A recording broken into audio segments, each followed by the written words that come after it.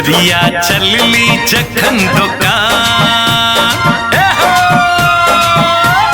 गोरिया चलली जखन दुकान, आँख में चश्मा मुँह में पान, निखरी उठल जींस में टांग, दिन दोपहरिये में केलक सब हक काम तमाम, दिन दोपहरिये में गोरिया चलली जखन दुकान, आँख में चश्मा मुँह में पान, निखरी उठल जींस में टांग, दिन दोपहरिये में कि कहलक सब हक काम तमाम, दिन दोपहरिये में।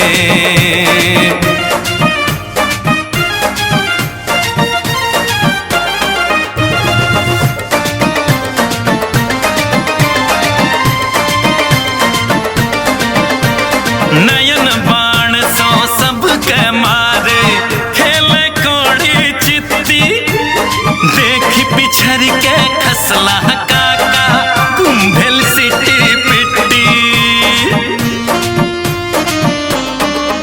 हाँ नयन बाण सो सबके मारे, खेले कोड़ी चित्ती, देखी पिछड़ के खसला काका, कुंभेल सिटी पिट्टी। उठलती ढेका के संहारी, चश्मा लहलनी अपन उतारी, टूटल ठेंगा के संहारती ओ दोपहरिये में, निखरी उठल जींस में टांग, दिन दोपहरिये में गोरिया चलली जखन दुकान।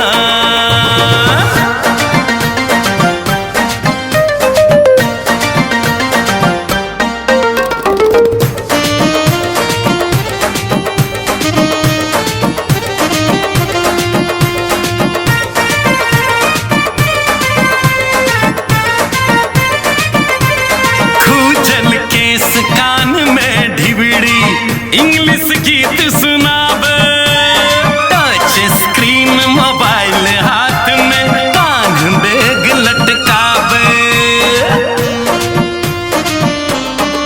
हाँ खूजल केस कान में ढिबड़ी, इंग्लिश गीत सुनावे, टच स्क्रीन मोबाइल हाथ में, कान बैग लटकावे।